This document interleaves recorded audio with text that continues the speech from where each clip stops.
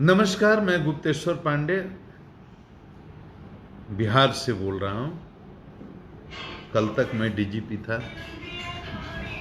कल मैंने शाम को वीआरएस ले लिया। आज मैं पूर्व डीजीपी बिहार हूं।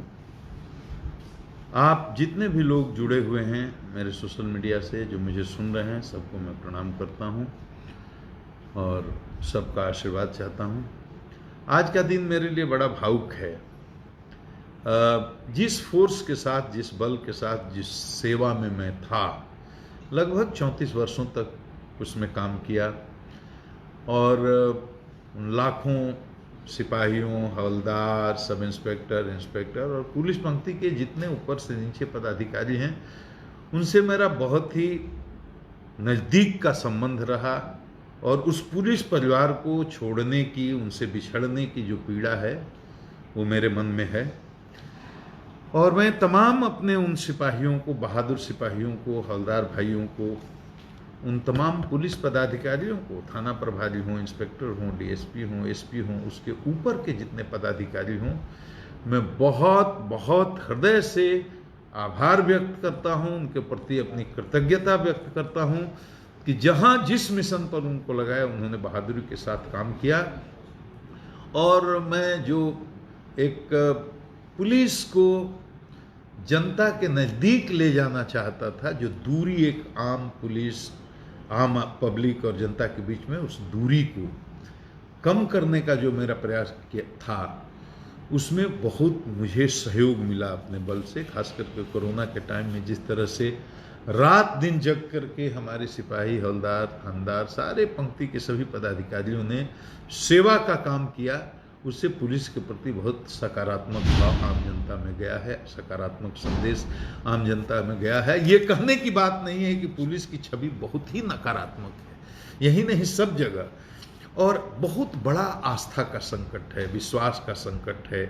जो समाज के शोषित हैं, दलित हैं, वंचित हैं, जो समाज के सबसे निचले पायदान पर खड़े हुए लोग हैं, उनका भरोसा पुलिस में कम हुआ है, कम है। वो पुलिस को अपना शुभचिंतक नहीं मानते और उनको लगता है कि पुलिस उनकी अपनी नहीं है। मैंने इस दूरी को कम करने की कोशिश की। पुलिस में भी अपने गुलामी के संस्कार हैं, अंग्रेजों की बनाई हुई पुलिस है, उनकी मानसिकता को बदलने की जरूरत है। ये मैंने की कोशिश और मैंने बार बार कहा, आप महसूस करो कि आप आम जनता के सेवक हो। और इसीलिए मैं कई जगह, हर प्लेटफॉर्म पर, और शुरू से, ये नहीं कि डीजी बनने के बाद, जहां एसपी रहा तो, डीआईजी रहा तो, आईजी रहा तो, मैं हमेशा पब्लिक प्लेटफॉर्म से बात बोलता रहा हूं कि हमारी नज़र में वही पुलिस कर्मी या पुलिस पदाधिकारी हीरो है जिससे गुंडे डरें, बदमाश डरें, कानून को तोड़ने वाले डरें, अपराधी वाले डरें, लेकिन आम जनता ना डरे। आम जनता जिसको प्यार करे, आम जनता जिसमें अपनी आस्था व्यक्त करे, आम जनता का जिस पर भरोसा हो, वो पुलिस पदाधिकारी मेरी नज़र में हीरो है। और ये मेरी शुरू से कोशिश रही है। डीजीपी जब बिहार का मैं बना तो मुझे पूरे बिहार स्तर पर काम करने का मौका मिला और इसी अपने तरीके से मैंने कम्युनिटी पुलिसिंग, जो मैं शुरू से करता आया था, वो मैंने किया और हमारे सभी लोगों ने, भाइयों ने सहयोग दिया। मैं उस पुलिस परिवार को अब छोड़ चुका हूँ, लेकिन आत्मिक जुड़ाव अभी भी है। जो अच्छे काम करने वाले हैं, हर तरह के लोग हैं, कुछ गलत काम करने वाले भी लोग हैं, तो जो अच्छे काम करने वाले लोग हैं उनके प्रति मेरी संवेदना वैसी ही है और मेरा आत्मिक लगाव भी वैसा ही है। कभी भी संकट में, किसी भी स्थिति में, व्यक्तिगत या पारिवारिक, कोई भी जरूरत हो तो मैं हमेशा उनकी सेवा में रहूँगा। पुलिस मेंस एसोसिएशन के जितने पदाधिकारी हैं, सदस्य हैं, और पुलिस एसोसिएशन के जितने हमारे लोग हैं, अध्यक्ष से लेकर जितने भी लोग, सब भाइयों का इतना प्यार, इतना सम्मान मिला। मुझे याद है कि किस तरह से पुलिस मेंस के एसोसिएशन के लोग पूरी तरह से वोकल होकर के मेरे पक्ष में उतरे थे जब मुझ पर किसी तरह के आरोप लगाए जा रहे थे। तो सारे पुलिस परिवार के लोग, चाहे पुलिस एसोसिएशन के हो, पुलिस मेंस एसोसिएशन, हमेशा हमारे हर लड़ाई में, हमारे हर संघर्ष में मेरे साथ खड़े रहे। उनको धन्यवाद देता हूं। और जो मेरी आलोचना कर रहे हैं, जो मुझे ट्रोल करने की कोशिश कर रहे हैं, मैं उनके प्रति कोई भी अन्यथा भाव नहीं रखता। मेरा उनके प्रति भी मेरे मन में बहुत सम्मान है। शायद वो मुझे नहीं जानते हैं, और जानते हैं तो बहुत कम जानते हैं। टोटलिटी में अगर जानते तो वो समझते कि मैं किस तरह का आदमी हूँ। और जो लोग जानते हैं, बक्सर के लोगों को तो बताने की ज़रूरत नहीं है, बक्सर के भी बहुत लोग जुड़े हुए हैं, सुन रहे होंगे, वो तो जानते हैं, हमको देखा है किस तरह के परिवार से आता हूँ, गरीब किसान का बेटा हूँ, और वहाँ से किस तरह संघर्ष। गांव मेरा बक्सर से 20-22-23 किलोमीटर की दूरी पर एक पिछड़ा हुआ गांव। जब मैं वहाँ पैदा हुआ, बिजली नहीं थी, सड़क नहीं था, पानी नहीं था, और स्कूल नहीं, हॉस्पिटल नहीं, कुछ भी नहीं। हम लोग तो शीशी आती थी दवा की, उसके ढक्कन में छेद करके कपड़े का बत्ती बना करके मां लगा देती थी, किरासन तेल भर देती थी, उसकी रोशनी में पढ़े हैं। आश्चर्य होगा आज के नौजवानों को जान करके। स्कूल जाते थे हाफ पैंट और शॉर्ट्स नहीं जो आजकल फैशन वाला मिलता है, वो 2 रुपये 1.5 रुपये मीटर का कपड़ा जो गांव में बिकता था या पास के शहरों में बिकता था, उसका दर्जी ले आता था और नाड़ा बांधने वाला हाफ पैंट सी देता था, और बनियान पहन करके बिना जूता का बिना चप्पल का स्कूल जाते थे। हम ही केवल नहीं, हमारे साथ जितने लोग पढ़ते थे। स्कूल भी 7 साल के बाद, उम्र के बाद मैंने जाना शुरू किया, और गांव से 1-1.5 किलोमीटर 2 किलोमीटर दूर, पैदल, सड़क भी नहीं थी, कोई auto rickshaw motor school bus, इसका तो कोई कॉन्सेप्ट ही नहीं था। पैदल बरसात के दिनों में तो नदी नाला पार करते हुए, खेतों की मेड़ों पर चल करके, किच्चड़ में घुटने भर सने पांव, उस तरह से स्कूल जाते थे हम लोग। कुएं के पानी से पांव को धो करके फिर बैठते थे। और बैठने के लिए क्या था, स्कूल का मतलब क्या, एक फूस की झोपड़ी, एक बड़ा बरगद का पेड़ था, गुरुजी बैठते थे खटिया पर, हम लोग बैठते थे बोरा पर। बोरा मतलब रैग अपने साथ ले करके जाते थे, एक प्लास्टिक के झोरे में स्लेट पेंसिल ले करके जाते थे। वैसे तो पढ़ाई लिखाई हुई, और 11+2+3 का वो सिस्टम था, 10+2+3 नहीं था। 11वीं क्लास को मैट्रिक बोला जाता था। तो बक्सर चले आए। बक्सर स्कूल में जब आए 8वीं के बाद, तो वहां स्कूल से 3 किलोमीटर दूर, मुझे आज भी याद है, एक कमरा 8 रुपये महीने पर ले करके, उस कमरे में कोई टॉयलेट अटैच नहीं। टॉयलेट करने के लिए सुबह शाम 2-3 किलोमीटर दूर जाना पड़ता था, लोटा में पानी लेकर के। सोचिए कि सुबह में 2.5-3 किलोमीटर जाना शौच के लिए, और शाम को भी जाना, उतनी ही दूरी तय करके आना, और फिर वहां से 3 किलोमीटर स्कूल जाना पैदल, और वहां से लौट करके आना, फिर अपने हाथ से खाना बनाना स्टोव पर किरासन भर के। माड़ भात चोखा, रोटी तो बनाने भी नहीं आता था, वही माड़ भात चोखा सुबह, वही माड़ भात चोखा शाम, कभी कभी दाल। दाल बनाने में तो इतनी परेशानी होती थी कि हम लोग बनाते ही नहीं थे।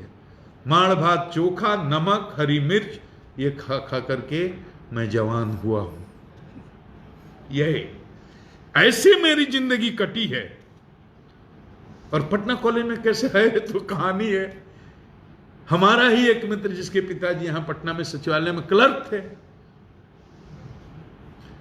वो पटना जानता था, आता था, जाता था, रहता था। वो हमको ले आकर के पटना कॉलेज में एडमिशन करवा दिया। उसके पहले मैं बक्सर के बाहर क्या दुनिया है मुझे कुछ नहीं पता था। तो पहली बार तो 18, 19, 20 साल की उम्र में पटना आया, पटना कॉलेज में एडमिशन लिया, इंटर पास किया, संस्कृत से ग्रेजुएशन किया। ये बहुत कम लोग जानते होंगे मेरी एकेडमिक पृष्ठभूमि क्या है। संस्कृत में ग्रेजुएशन किया, संस्कृत ऑनर्स, और बीए करने के बाद गांव में चला गया। पिताजी अकेले थे, उन्होंने कहा आओ खेती कराओ। मेरे खानदान में नौकरी करने का तो कोई कॉन्सेप्ट ही नहीं था, और ये भी कम लोग जानते होंगे। बक्सर के लोगों को तो पता है, बक्सर के अभी हजारों लोग कम से कम समझते लोग सुन रहे होंगे लाइव, वो तो जानते हैं। मेरे पिताजी अनपढ़, मेरी माँ अनपढ़, मेरे बाबा अनपढ़, मेरी दादी अनपढ़, मेरे परदादा अनपढ़, मेरी परदादी, 4 पीढ़ियों में, इससे ऊपर का तो अपनी पीढ़ी का कोई इतिहास भी नहीं जानता है। तो 4 पीढ़ियों का तो मैं जानता हूं कि कोई स्कूल गया ही नहीं, किसी की कोई औपचारिक फॉर्मल एजुकेशन हुआ ही नहीं। मैं पहला आदमी था जो स्कूल गया, जिसकी औपचारिक शिक्षा हुई। ऐसे अनपढ़ परिवार में मेरा जन्म हुआ था। पटना आया, बीए करने के बाद पिताजी ने कहा पढ़ने का क्या मतलब, अब खेती करो, और मैं खेती करने लगा। 4-6 महीने के बाद किसी आदमी ने सलाह दिया कि आपको आगे भी पढ़ाई करनी चाहिए, तो फिर आकर के एमए में एडमिशन ले लिया। और एमए में एडमिशन लिया तो किसी ने कहा कि नहीं सिविल सर्विस की भी तैयारी करनी चाहिए, तो सिविल सर्विस की तैयारी में भी लग गया। अब बीए पास करने तक मेरा ये अंडरस्टैंडिंग था कि मुझे नहीं मालूम था कि इस देश में कितने राज्य हैं, उनकी राजधानियां कहां हैं। ये मेरे जनरल नॉलेज का स्तर था। मैं सही सही बता रहा हूं। जब यूपीएससी की तैयारी में लगा, उसके बाद ये सब जानना जरूरी था, तो जाना, मेहनत किया। और 1 साल की मेहनत के बाद मेरा इंडियन रेवेन्यू सर्विस में हो गया, मैं ज्वाइन कर लिया। और ज्वाइन करने के बाद उसमें मेरा मन तो लगना नहीं था। मुझे तो मैथमेटिक्स और साइंस में कोई इंटरेस्ट नहीं था।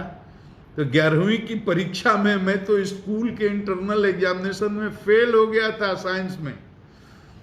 वो तो प्रिंसिपल साहब का धन्यवाद, अब दिवंगत हो चुके हैं, जिन्होंने मुझे ह्यूमैनिटीज से अपीयर होने की अनुमति दे दी, और मैं ह्यूमैनिटीज से किसी तरह से मैट्रिक पास करके पटना कॉलेज में आकर के एडमिशन ले लिया। तो आईआरएस में भी वही हुआ, अकाउंटेंसी पढ़नी थी, बुक कीपिंग पढ़नी थी, तो पार्ट 1 की परीक्षा में ही फेल हो गया। मुझे लगा कि इसमें कोई गुजारा नहीं होने वाला है, मेरा ये काम मुझसे होने वाला नहीं है। यूपीएससी फिर दिया था, आईपीएस में हो गया, तो मैं आईपीएस में हो गया, और मुझे बिहार काडर भी मिल गया।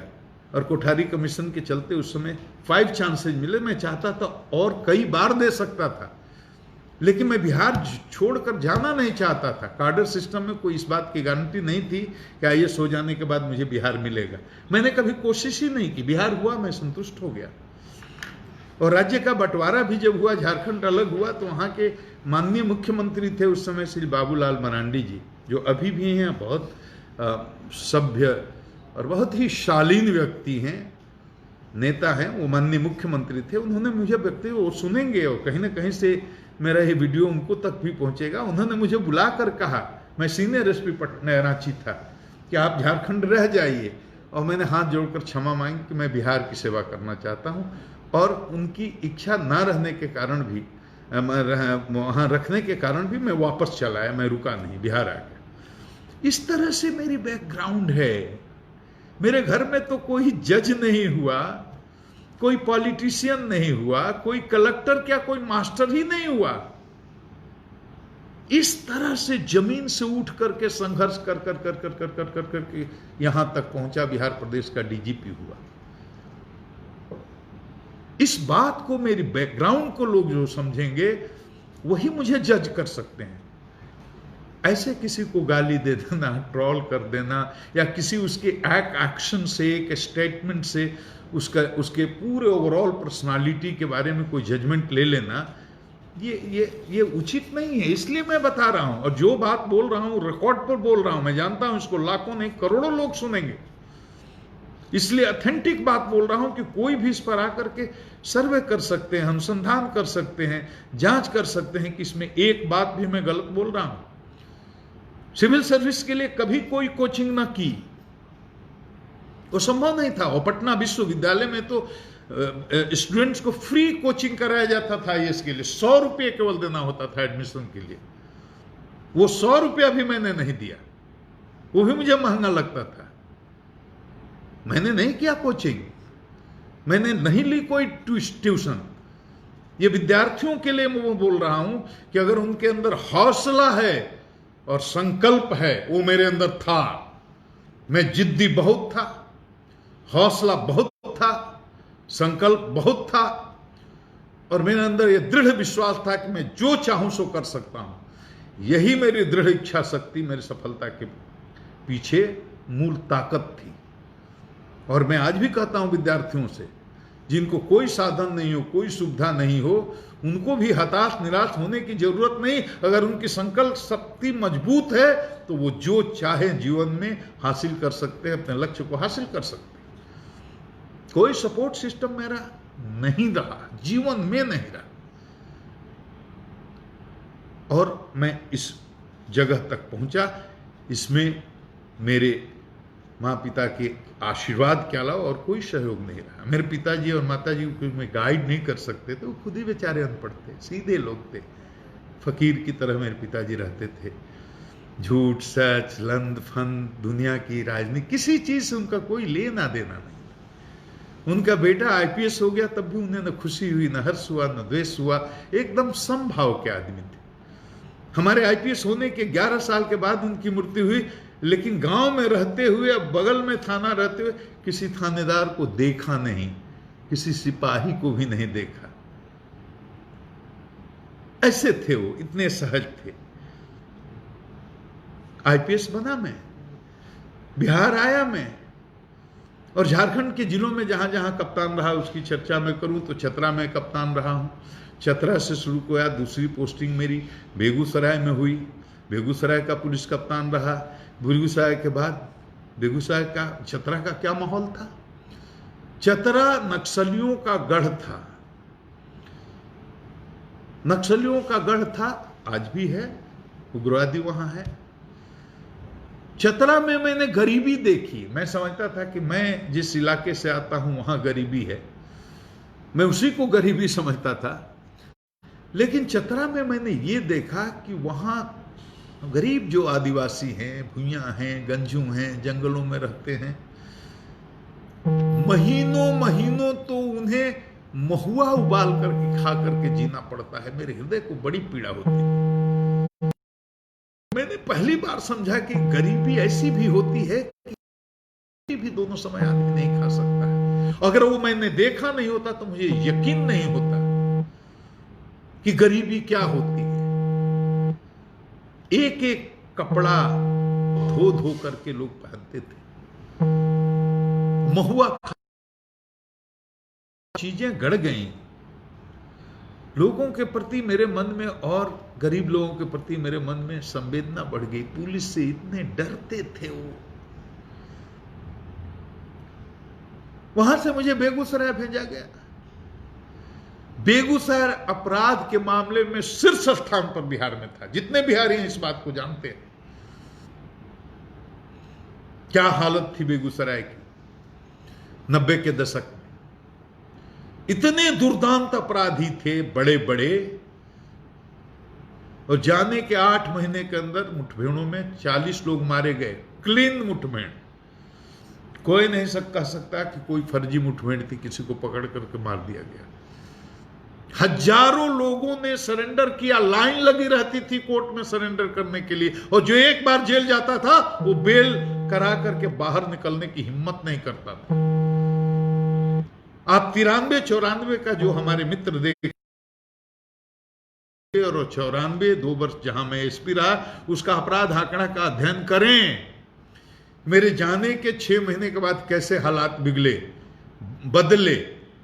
रोड डकैती शून्य, पेट्रोल पंप लूट शून्य, हाउस डकैती शून्य, बैंक डकैती शून्य, फिरौती के लिए अपहरण शून्य।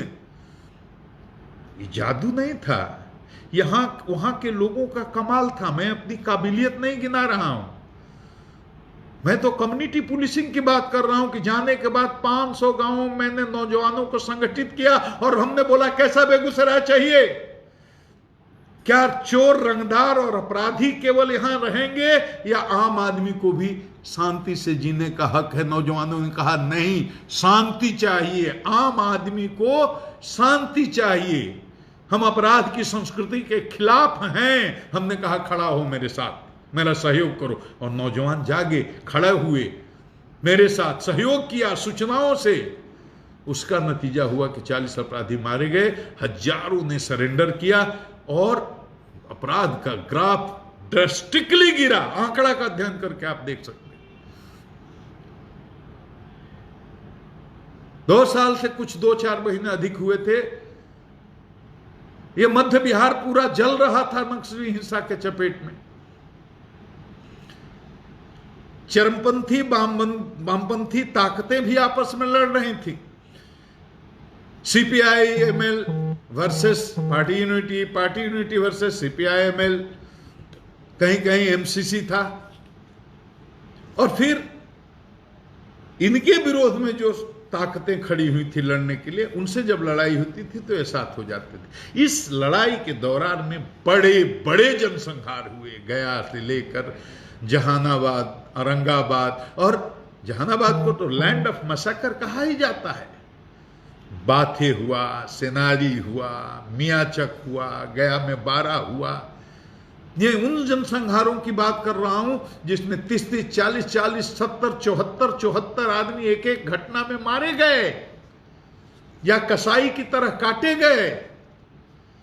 मैंने देखा है, सब देखा है, अपनी आंख से देखा है। मैं कोई कहानी नहीं सुना रहा हूं, कोई किस्सा नहीं सुना रहा हूं, यह मेरा भोगा हुआ साहित्य है जिसको मैंने देखा है। बाथवे में 74 लोगों की नृशंस हत्या हुई। मैं गया था, औरंगाबाद का एसपी था मैं, पूरा मुख्यालय से कम्युनिकेशन कट गया था, जहानाबाद से पुलिस मुख्यालय का।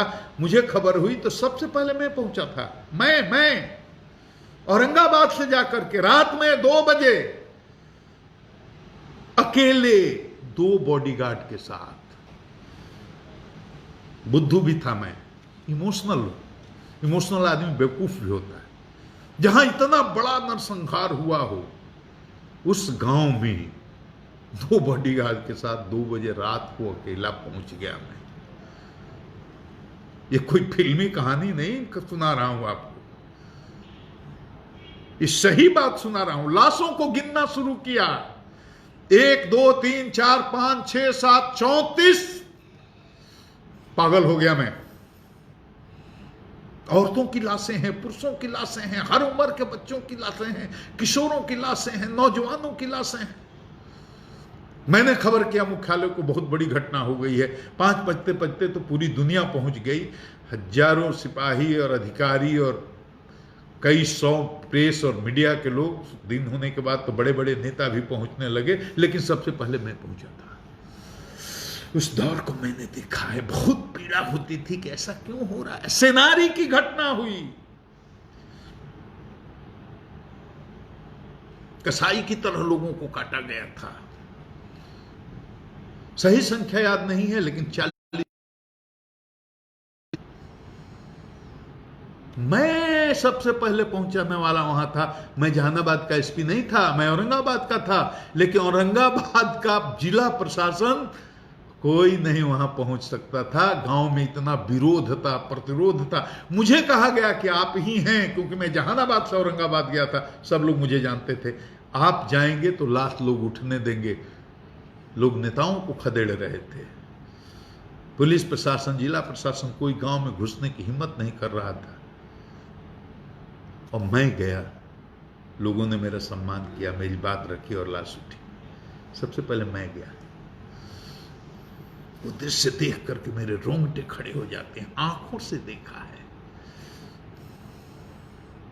और मेरे मन में एक पीड़ा उठी कि ये जातीय संघर्ष क्यों?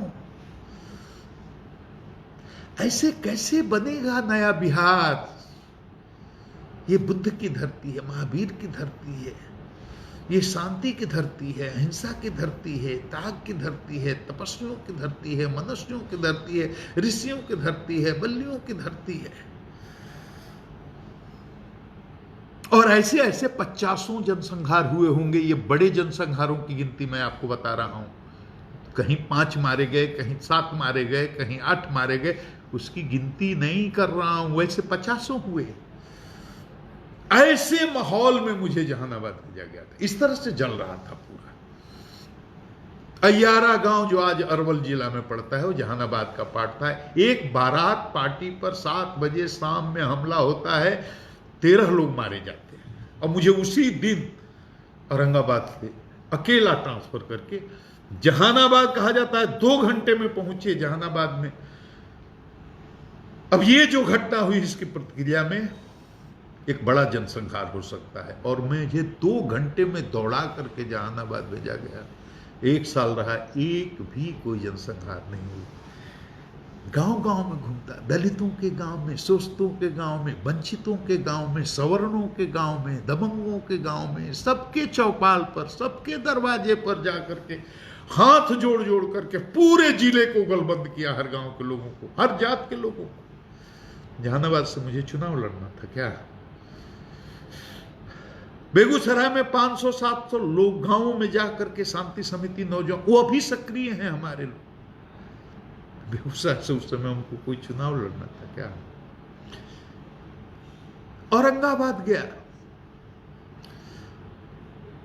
800 से अधिक गांव में मैंने, मुझे तो ठीक से गांव की संख्या याद नहीं है, लेकिन सदस्यों की संख्या 54,000 एक्टिव वर्कर्स बनाए शांति सह निगरानी समिति। कामेश्वर वैद्य जी हैं, उस समय वो 55 साल के रहे होंगे, अभी 24 साल पहले की बात बता रहा हूं, तो 75-80 के आसपास हो चुके हैं, अभी जिंदा है। 54,000 एक्टिव सदस्यों की सूची, रजिस्टर, नाम, पते, उनका फोटोग्राफ आज भी है, आप जा करके देख सकते हैं। औरंगाबाद से मुझे 23-24 साल पहले चुनाव लड़ना था, गांव गांव में जाकर के सभाएं करता था, एक एक गांव में, एक भी जनसंहार नहीं हुआ। जहां रहा हूं यही करते रहा। कम्युनिटी पुलिसिंग से मेरा इस तरह का रिश्ता रहा है, लोगों से जुड़ करके, क्यों मानता हूं पुलिस का काम है क्राइम कंट्रोल, विधि व्यवस्था का संधारण, और जब तक जनता का सहयोग नहीं होगा तब तक न अपराध नियंत्रण प्रभावकारी ढंग से होगा, न विधि व्यवस्था का संधारण। जब कभी बिहार में फसाद का माहौल हुआ, कहीं तनाव हुआ, कहीं भी किसी भी जिले में, चाहे वहां मैं एसपी रहा हूं या ना रहा हूं, मुझे ही सरकार क्यों उतारती है, भेजती थी, हेलीकॉप्टर से उतार दिया जाता था या गाड़ी से भेज दिया जाता था मुझे। मेरे साथ कोई कमांडो, अतिरिक्त बल कुछ भी नहीं भेजा जाता था, अकेला। सरकार कहती थी वहां एसपी हैं, कलेक्टर हैं, डीआईजी हैं, कमिश्नर हैं, आईजी हैं, सब कैंप कर रहे हैं, पर्याप्त संख्या में बल है, लेकिन सिचुएशन कंट्रोल नहीं है, दंगा हो जाएगा, हो रहा है, होने वाला है, आप जहां हैं वहां भागिए। तब जब मैं मेन स्ट्रीम में नहीं था, मैं डीजीबीएमपी हूं या बीएमपी में पोस्टेड हूं या स्पेशल ब्रांच में कहीं और, कहीं का और, कहीं और, जो मेन स्ट्रीम की पुलिसिंग नहीं है वहां भी, फिर भी मुझे भेजा जाता।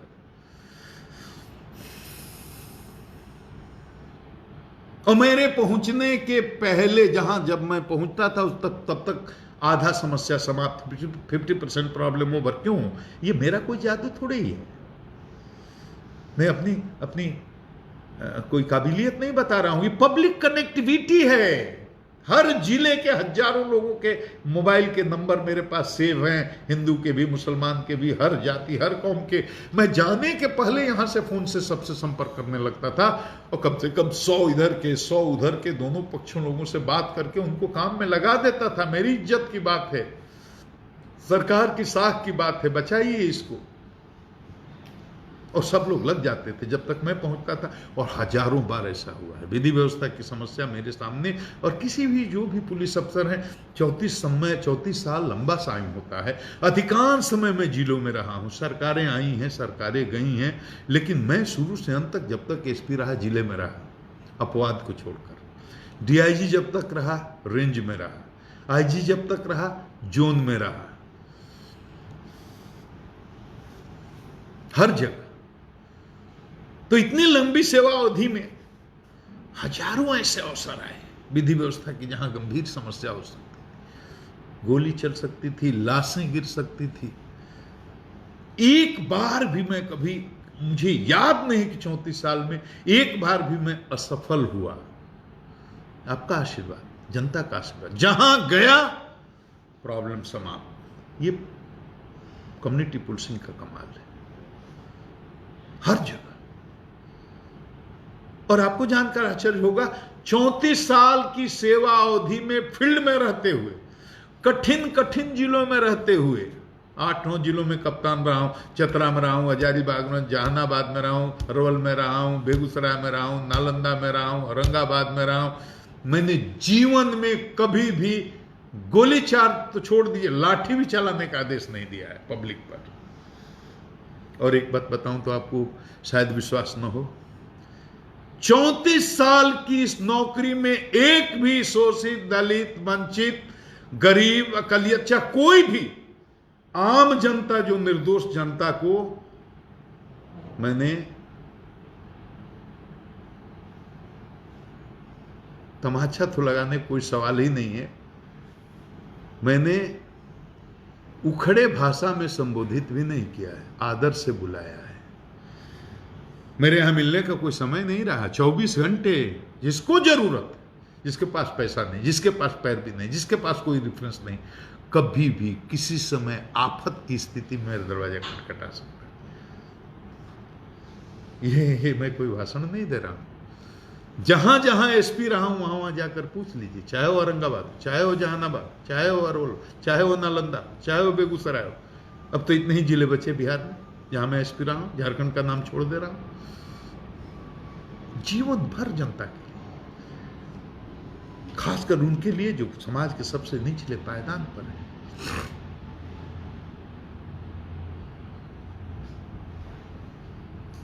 जनता से जुड़े रहना मेरे स्वभाव में शामिल है।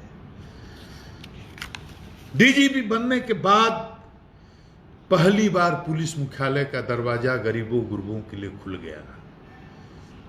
कोरोना शुरू में तो 2-3 महीने बहुत डिस्टर्ब की, लेकिन एक बड़ा सा हॉल नीचे खोल दिया गया कि कोई भी रिक्शा वाला, ठेला वाला, जूता सीने वाला, गरीब हो, अमीर हो, कोई भी व्यक्ति, किसी जात का, किसी मजहब का, किसी धर्म का, सीधा बिना पैरवी के, बिना रेफरेंस के डीजी के दरवाजे पर ऑफिस में आ सकता है।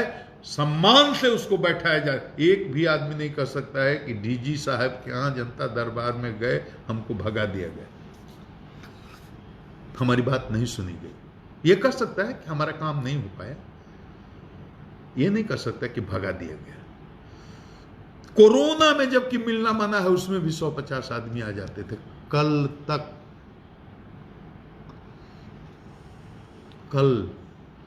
जिस दिन मैंने वीआरएस लिया है, उस दिन तक एक एक आदमी की बात को सुनना, और 2-3 आईपीएस अधिकारी मेरे साथ बैठते थे, संबंधित एसपी से फोन से बात करना, पूरा उनके आवेदन को कंप्यूटर पर चढ़ाना, फिर वहां एसपी की कार्रवाई की मॉनिटरिंग वीकली करना, इस तरह से काम किया। इसमें कोई राजनीति है क्या? काम करने का मेरा तरीका, गरीब का बेटा हूं ना, किसान का बेटा हूं मैं, कोई कलेक्टर का, कमिश्नर का, जज का, मंत्री का मैं बेटा नहीं हूं। मैं गरीब के दर्द को जानता हूं। किस तरह से थाना पर एक शोषित दलित गरीब का बच्चा जाता है और उसके साथ किस तरह का सलूक होता है मैं नहीं जानता हूं क्या?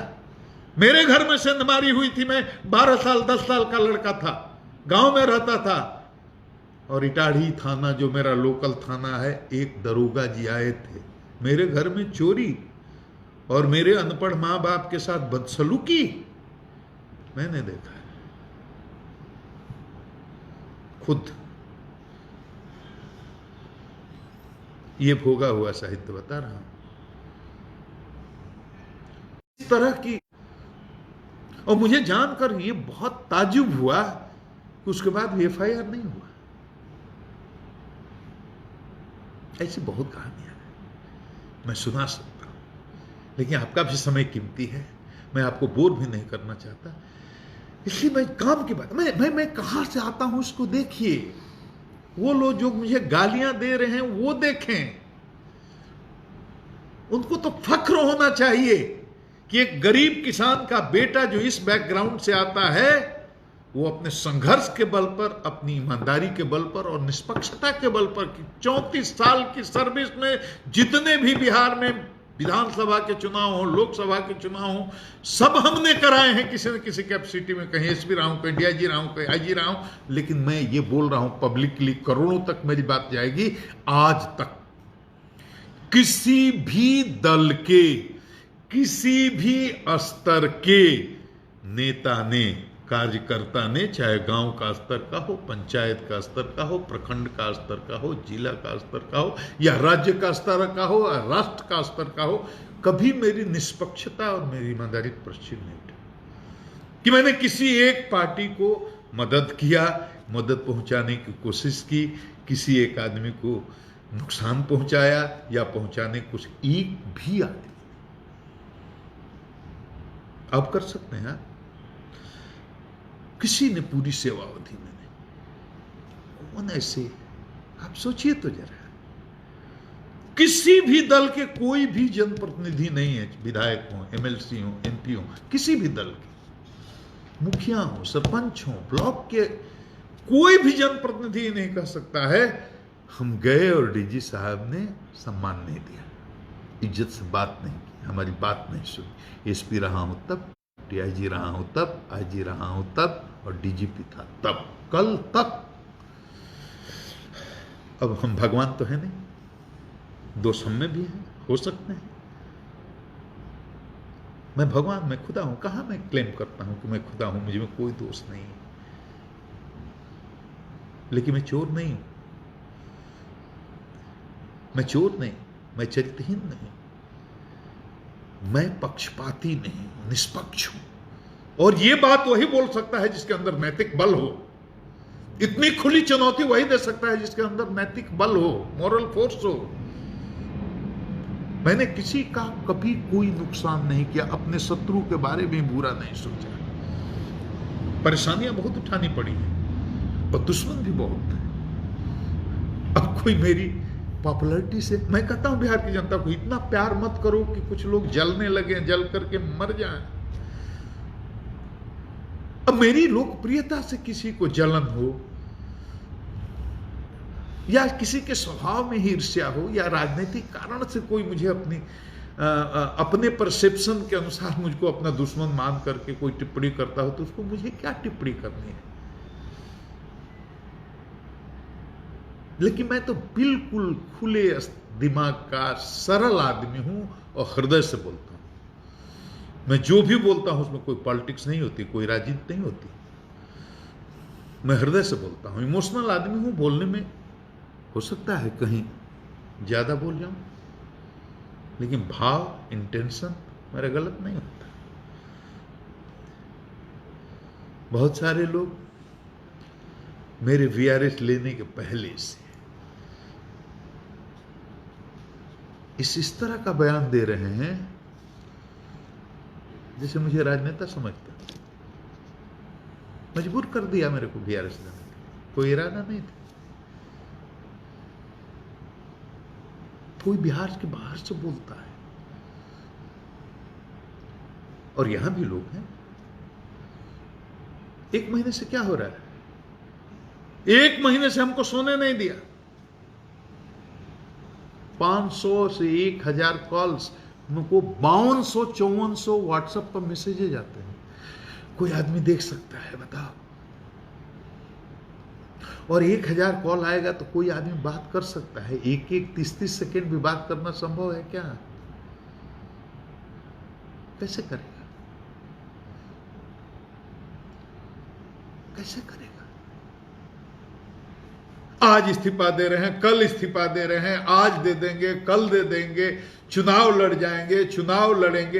1 महीना तो 1 महीना पहले ने तो एक भाई ने पोर्टल पर चला दिया, इस्तीफा दे दिया।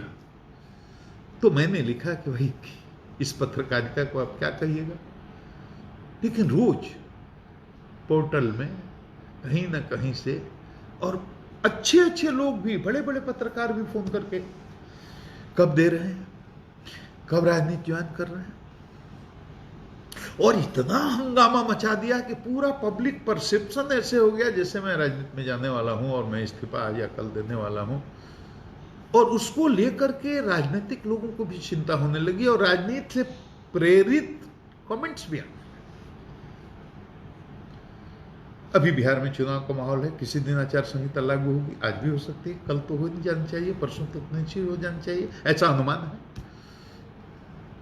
काम तो मुझे बिहार सरकार का अधीन अब करना नहीं है। आचार संहिता लग जाती तो वो तो करना है भारत के चुनाव आयोग के अधीन। इस तरह का आप न्यूज चलाएंगे, इस तरह का आप पोर्टल करेंगे, पोर्टल पर न्यूज चलाएंगे और इस तरह का माहौल आप बना देंगे तो भारत का निर्वाचन आयोग भी मेरी निष्पक्षता पर डाउट करने लगेगा। आप ऐसे करते हैं जैसे हम किसी सरकार के लिए काम कर रहे हैं, किसी पार्टी के लिए। दल आज तक नहीं किया, जो 34 साल तक नहीं किया, उसका कैरेक्टर ही नहीं है। उसको कैरियर के लास्ट 3-4 महीने में वो चाहेगा कि हम कलंक लग जाए, दाग लग जाए। मुझे पता है मेरे खिलाफ शिकायतें भी होने लगी। इतना विवाद में रह करके मैं कैसे चुनाव संपन्न करूं? मेरा हर सही और निष्पक्ष कदम भी शक की नजर से देखा जाता है।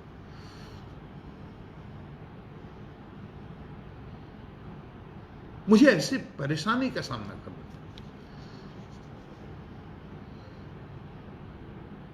मैंने तय किया कि अब दे देते हैं।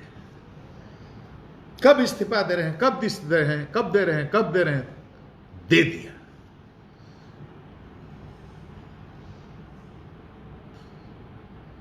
अब चुनाव लड़ेंगे, चुनाव लड़ेंगे। हम एक बात करते हैं, जीवन भर तो तपस्या किया है, जनता के लिए जिया। मैंने कोई चुनाव की भी घोषणा तो नहीं की है, कोई पार्टी ज्वाइन करने की घोषणा नहीं की है। इस्तीफा तो दे दिया। चुनाव लड़ना कोई पाप है? अगर कोई वीआरएस लेकर के मैं पहली बार ऐसा कर रहा हूं क्या, या करूंगा क्या? ये कोई पाप है? ये गैर कानूनी है। ये अनकॉन्स्टिट्यूशनल है, असंवैधानिक है क्या, अनैतिक है क्या?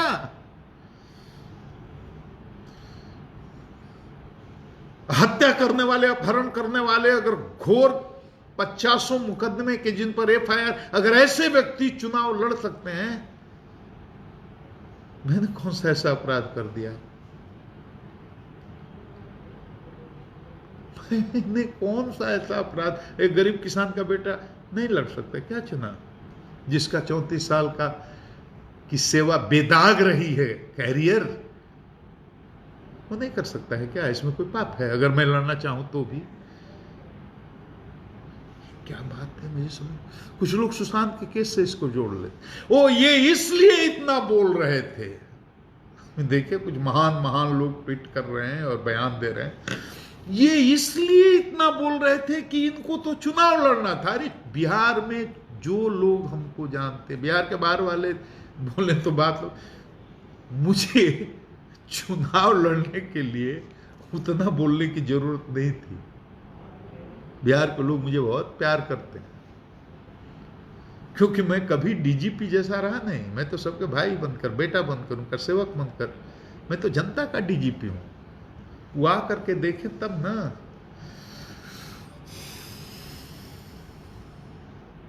क्या किया सुशांत के केस में गलत? मैंने अपराध कर दिया।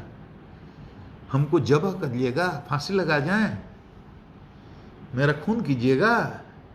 गाली तो दे ही रहे हैं, अपमानित कर ही रहे हैं, वो मैं तो हंसते हंसते झेल रहा हूं। गोली मारिएगा, हत्या करिएगा मेरी। कौन सा अपराध कर दिया मैंने? बिहार का बेटा था वो, पूरे देश की शान था वो, और जिस तरह से उसकी मौत हुई है रहस्यमय ढंग से, और जितना उसमें ड्रामा हुआ है, मैंने अपने यही ना अपराध किया कि 14 जून को सुशांत की मौत हुई और 21 जून को सब खत्म, शांत। मैंने एफआईआर करा दिया। उसका 74 साल बूढ़ा, बीमार, लाचार बाप अगर आकर के कहता है कि हमको शक है कि इस बेटे की मौत जो हुई है मेरी, उसमें कोई न कोई ये लोग किसी न किसी तरह से जिम्मेदार हैं, इसमें क्रिमिनल ब्रीच ऑफ ट्रस्ट है, मिस एप्रोप्रिएशन ऑफ प्रॉपर्टी है, इसमें मनी ट्रेल है, मैं तो विधिवेत्ता नहीं हूं। मुझे तो कानून का बहुत सीमित ज्ञान है, प्रैक्टिकल नॉलेज ऑफ लॉ जितना जरूरत पड़ती है पुलिसिंग के लिए, वो उससे मैं जज करता हूं कि इसमें मनी ट्रेल है तो partial cause of action Patna भी बनता है, क्योंकि सुशांत के पिता अस्थायी रूप से पटना में रहते हैं और इसी विजडम के आधार पर मैं डिसीजन लेकर के पटना में FIR कर देता हूं। पाप कर दिया, गुनाह कर दिया, गैर कानूनी काम किया क्या, अब इस पर बहस मत कीजिए। माननीय सर्वोच्च न्यायालय कह दिया कि नहीं ठीक किया, इसमें कोई गैर कानून नहीं है, इस पर क्यों बहस करते हो? 1 महीना तो टीवी पर डिबेट चला, बड़े बड़े विद्वता बैठे ना, नहीं होना चाहिए, नहीं होना चाहिए, नहीं होना चाहिए। माननीय सुप्रीम कोर्ट ने कहा इसमें कुछ भी गलत नहीं। अधिकारियों की टीम भेज दी मुंबई जांच करने के लिए, गैर कानूनी काम किया क्या? माननीय सर्वोच्च न्यायालय तो नहीं कहा कि गैर कानूनी काम किया, उसको किस तरह से आपने बेइज्जत किया। आप देख लीजिए धक्के दे करके क्या क्या कर रहे हैं, टेम्पो में घूम रहे हैं अधिकारी, उनके साथ जो बदसलूकी कर रहे हैं। बेटर कोऑर्डिनेशन के लिए एक IPS अफसर को भेजा तो रात में 11, साढ़े 11, 12 बजे मध्य रात्रि को जा करके चोर की तरह उसके हाथ पर टप्पा मार करके उसको कहते हैं कि अब कहीं जा नहीं सकते, कहीं आ नहीं सकते, किसी को बुला नहीं सकते, कोई केस का इन्वेस्टिगेशन नहीं कर सकते, किसी का स्टेटमेंट नहीं ले सकते। ऐसे किया जाता है क्या? फिर उसको 2 लाइन का नोटिस दे देते कि आप क्वारंटीन हो गए, कहीं निकलिएगा नहीं। नहीं निकलता वो जानता है कि क्वारंटीन कर दिया, निकलेंगे मुकदमा हो जाएगा, हमको जेल डाल देंगे। पढ़ा लिखा आदमी है ना, IPS अफसर है। विनय तिवारी पटना का CTS। अरे सिपाही को भी ऐसे बेइज्जत नहीं करते। आपने एक IPS अफसर को इस तरह से बेइज्जत कर दिया, पूरे देश में क्या मैसेज गया? ऑनरेबल सुप्रीम कोर्ट को कहना पड़ा गलत है ये, नहीं करिए, नहीं करना चाहिए।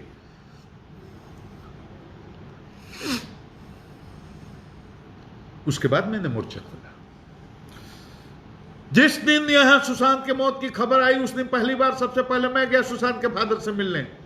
उस दिन उसमें कोई राजनीति थी क्या? मुझे भी मालूम था, दुनिया को किसी को मालूम था क्या कि सुशांत की मौत के पीछे इतनी बड़ी मिस्ट्री हो सकती है? कुछ नहीं, हम भी यही जानते थे, सुसाइड कर लिया, संवेदना प्रकट करने गया था। उस दिन पुलिस कमिश्नर मुंबई को मैंने फोन लगा, क्यों नहीं फोन उठाया? अच्छा नंबर नहीं पता होगा, ठीक है। मैसेज दिया कि मैं DGP गुप्तेश्वर पांडे बात करना चाहता हूं सुशांत की मौत के बारे में। क्यों नहीं रिस्पॉन्ड किया? ये जनरल कटसी नहीं है, DGP हूं ना। 1 महीने तक कोई जवाब नहीं। क्वारंटीन किया गया विनय पांडे तिवारी को। उसी में DG साहब को फोन लगा रहा हूं, मैसेज दे रहा हूं कि जो हो रहा है गलत हो रहा है, आप हस्तक्षेप कीजिए। और क्या उपाय था? अपने अपर मुख्य सचिव गृह से कह रहा हूं कि आप अपने काउंटर पार्ट से महाराष्ट्र में बात कीजिए। ये लगा रहे हैं फोन, वहां के अपर मुख्य गृह सचिव फोन नहीं उठा रहे हैं, मैसेज का रिस्पॉन्ड नहीं कर रहे हैं, बातचीत एकदम बंद। उपाय क्या था मेरे पास? कम्युनिकेशन चैनल को किसने तोड़ दिया, खत्म कर दिया, ब्रेक कर दिया। अरे हमारा अफसर वहां क्वारंटीन है, 4 अफसर हमारे और फंसे हुए हैं, और उसको क्वारंटीन करके ठप्पा लगा कर आप हाउस अरेस्ट किए हुए हैं, बात कर रहे हैं ना, आप रिस्पॉन्स कर रहे हैं मैसेज का, हम चुप लगा के बैठ जाएं? हमको रिएक्ट करना था। उस दिन से मैं अग्रेसिव हुआ हूं। उसके पहले मैंने मुंबई पुलिस को हमेशा डिफेंड किया। हमारे 4 अधिकारियों को अपमानित किया गया, धक्का दिया गया, तब भी मैंने कहा कि नहीं ऐसा कुछ नहीं हुआ है। लेकिन सोशल मीडिया पर सब लोगों ने देखा किस तरह उनको पुश किया जा रहा है। लेकिन जब एक IPS अफसर के साथ बदसलूकी, बदतमीजी की गई, वो मुझे बर्दाश्त नहीं हुआ। मैं खुल करके मुंबई पुलिस के खिलाफ मोर्चे में उतर गया और मैंने कहा जरूरत पड़ेगी इस्तीफा भी दूं। खुद करके उतर गया मैं और बोला, जितना बोल सकता था उतना बोला, और उसका मुझे कोई अफसोस नहीं है। किसी के लिए अमर्यादित भाषा का इस्तेमाल नहीं किया। वहाँ के DGP, वहाँ के पुलिस कमिश्नर, किसी पर कोई व्यक्तिगत टिप्पणी नहीं की, कोई अभद्र भाषा का इस्तेमाल नहीं किया। रिया चक्रवर्ती के बारे में जरूर कहा कि उनकी औकात नहीं है कि बिहार के मुख्यमंत्री पर टिप्पणी। वो इसलिए, औकात का मतलब होता है स्टेचर। और हमारे यहां जो एफआईआर हुआ है उसकी प्राथमिकी की नामजद अभियुक्त हैं, इसलिए अभी उनका वो स्टेचर नहीं है कि संवैधानिक पद पर बने हुए किसी आदमी के बारे में वो कोई टिप्पणी करें, बिहार के मुख्यमंत्री के बारे में कोई टिप्पणी करें। उसको लेकर आपने ट्रोल करना शुरू किया, मैंने माफी मांग लिया। मेरी बात को समझा नहीं गया, उसको ट्विस्ट किया गया, लेकिन मैंने तुरंत महसूस होता ही माफी मांग लिया कि अगर इससे अगर उनको तकलीफ पहुंची हो या तो मैं माफी मांगता। मेरे अंदर ईगो ही नहीं है। मुझे किस चीज का ईगो होगा? मैं तो गरीब का बेटा हूं ना, किसान का बेटा हूं, संघर्ष करके यहाँ आया हूं। हर आदमी की इमोशंस को समझता हूं, सेंटिमेंट को समझता हूं, हर आदमी की इज्जत की है। मेरा दोस्त कौन, आज भी जूता सीने वाले तक, पान की गुमटी चलाने वाले तक, और भैंस चराने वाले, गांव में रहने वाले किसान मजदूर, हजारों की संख्या में मेरे दोस्त हैं। मैं गांव चलता हूं, मेरे साथ चल करके देखिए। हमारे साथ जो पढ़े लिखे हैं, गांव में खेती करो, मेरे कॉलर पकड़ पकड़ कर खींचते हैं, ऐसे इधर आओ उधर आओ, बड़े आदमी हो गए, बड़े हाकिम हो गए हो, और मैं मुस्कुराता हूं, उनके साथ चल देता हूं। अहंकार दूसरे को होगा, मेरे को तो कुछ नहीं है। मेरी कमाई, मेरी विनम्रता ही जमीन का आदमी हूं, संघर्ष से आगे बढ़ा। सोने का चम्मच लेकर पैदा नहीं हुआ था। मेरे वीआरएस को सुशांत के केस से क्यों जोड़ करके देखते? मुझे वीआरएस लेना होता, सुशांत का केस नहीं होता, नहीं ले लेता। आपने ऐसा माहौल बना दिया कि मेरे को निष्पक्ष रहने नहीं दिया, मुझे विवाद में डाल दिया आपने। और बिहार में चुनाव है, चुनाव का माहौल है, आप मुझे कभी इस पार्टी से जोड़ दे रहे हैं, कभी उस पार्टी से जोड़ दे रहे हैं। मुझे पार्टी का आपने खुद ही बना दिया प्रवक्ता, मुझे आपने पार्टी का कार्यकर्ता मान लिया, बना दिया। कैसे निष्पक्ष? ऐसे में अपना दाग लागू चुनाव में? हम पर 1000 पिटीशन पढ़ते, इनको मदद कर रहे हैं, उनका नुकसान पहुंचा रहे हैं, दाग लगा के जाऊं जिसमें 34 साल में दाग नहीं है? छोड़ने के अलावा उपाय क्या था? छोड़ दिया तो अब मेरे पास उपाय क्या है, ये बताइए। मैं कोई पार्टी में ज्वाइन कर लूं और मैं एक चुनाव लड़ जाऊं और अपनी पसंद की पार्टी ज्वाइन कर लूं, चुनाव लड़ जाऊं, तो ये आप तय करिए कि अनैतिक है, गैर कानूनी है, या अपराध है, या पाप है। आप क्या चाहते हैं? मैं मर जाऊं, हार जाऊं, थक जाऊं, आपके गाली देने से डर जाऊं, चूहे की बिल में घुस जाऊं, आपके ट्रोल करने के डर से? और उन करोड़ों लोगों का क्या होगा जो मुझसे इमोशनली जुड़े हैं,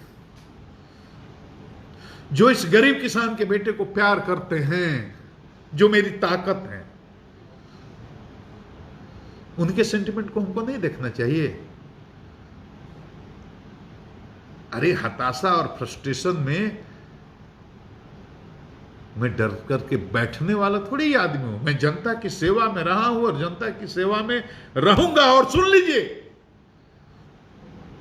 अगर मौका मिला तो मैं चुनाव लड़ने का भी निर्णय लूंगा, क्योंकि मैं मानता हूं कि मैं एक स्वतंत्र नागरिक हूं। अब नौकरी में था तो मेरी सीमाएं थी, मर्यादाएं थी, लेकिन मैं स्वतंत्र नागरिक हूं और मुझे अगर मौका मिलेगा तो मैं चुनाव में भी आऊंगा। और इसलिए आऊंगा, पैसा कमाना रहता तो डीजीपी रहते हुए चोरी करके पैसा कमाना है हमको, और नाम और शोहरत की जरूरत है कि राजनीति में जाने से मुझे अच्छा नाम और शोहरत मिले? नहीं, सेवा का बहुत बड़ा प्लेटफॉर्म मैं मानता हूं राजनीति को। और मैं आ गया तो मैं बता दूंगा कि सेवक को कैसा होना चाहिए। गरीब, शोषित, दलित, वंचित, बड़े अमीर, हर जात, हर वर्ग के लोगों के विश्वास को कैसे जीता जाता है, ये प्रयोग तो मैंने 34 साल की है, गरीबों का दिल जीत करके। मैं ये दिखाऊंगा और पूरी दुनिया आकर के देखेगी कि सेवक क्या होता है। मेरा मनोबल गिराने की कोशिश कर रहे हैं, मुझे डिमोरलाइज करने की कोशिश कर रहे हैं कि सुशांत का केस के पीछे राजनीति, कोई राजनीति नहीं थी। अरे आप सोचिए, सुशांत आपका बेटा होता तो क्या करते आप? मैंने माना कि वो मेरा बेटा है, इसीलिए इतना बोला। आपका बेटा अगर ऐसे झूल जाए, मौत हो जाए उसकी, आपको कैसा लगेगा?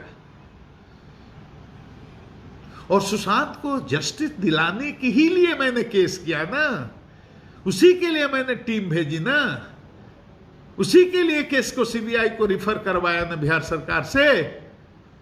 सब जो जो मैंने किया उसको माननीय सुप्रीम कोर्ट ने माना, अपहोल्ड किया, कहा कि इसमें आपको कोई विवाद करने की जरूरत ही नहीं है। सुप्रीम कोर्ट ही कह देता केस करना गलत था, टीम भेजना गलत था, सीबीआई को रिफर करना गलत था। जिस बात को माननीय सुप्रीम कोर्ट आपको कहा कि आपने गलत किया कि क्वारंटीन किया, राजनीति तो आप लोग कर रहे हैं ना कि मेरे वीआरएस को जोड़ दे रहे हैं सुशांत के केस से। आपको पता नहीं है बिहार की जनता मुझे कितना प्यार करती है। 2, 4, 100, 50, 1000, 500 तो इतनी बड़ी आबादी है, तो गाली देने वाले यहां भी रहेंगे, वहां भी रहेंगे।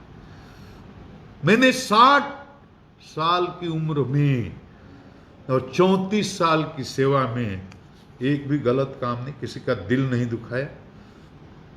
गरीब से गरीब, कमजोर से कमजोर आदमी को अपने पास आने से रोका नहीं है, उसके दरवाजे तक भी गया।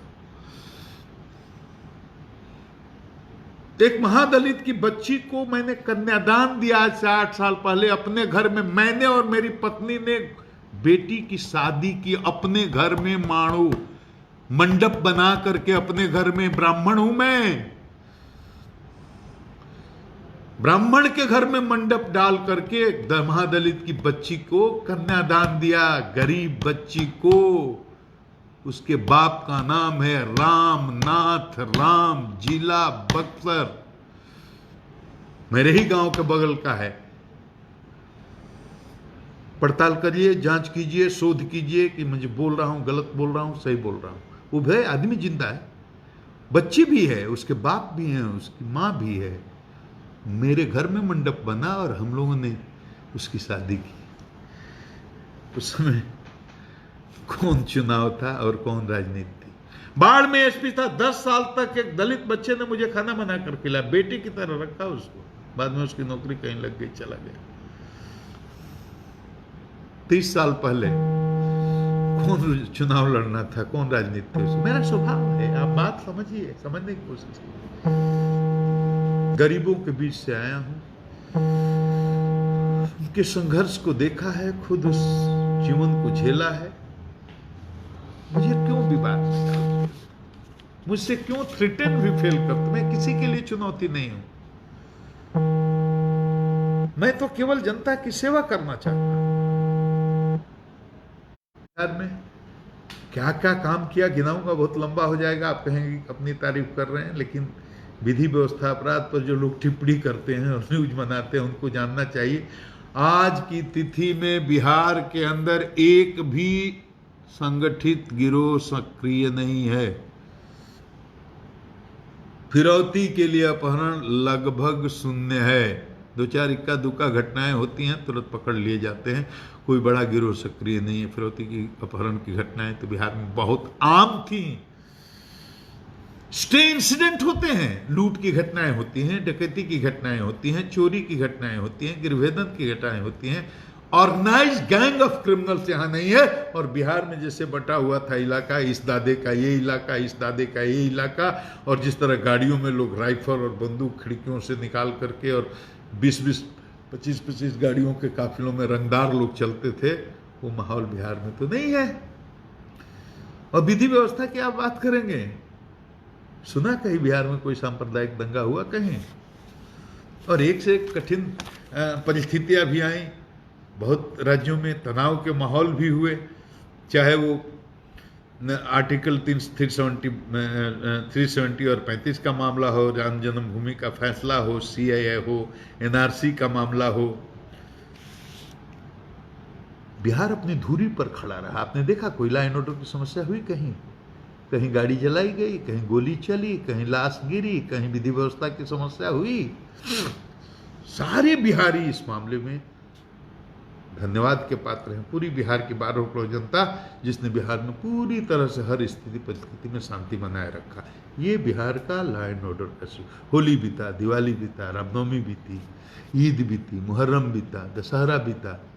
आपने सुना बिहार में कहीं कोई सांप्रदायिक उन्माद पैदा हुआ, कहीं कोई फसाद हुआ? अब किसी भी व्यवस्था चाहिए। और जिस राम राज्य की आपकी परिकल्पना है शायद वैसा ना हो। ये सब जनता के सहयोग से हुआ है। मेहनत किया है मैंने, रात दिन मेरे टीम के साथियों ने मेहनत किया है। थानेदार से लेकर सिपाहियों से लेकर आईपीएस ऑफिसर तक सब लोगों ने मेहनत किया है। और इसमें सरकार का, बिहार के मुख्यमंत्री नीतीश कुमार का भरपूर सहयोग रहा है, क्योंकि पुलिस काम में कभी हस्तक्षेप नहीं करती। इसको भी अब राजनीतिक बयान मत मान लीजिएगा।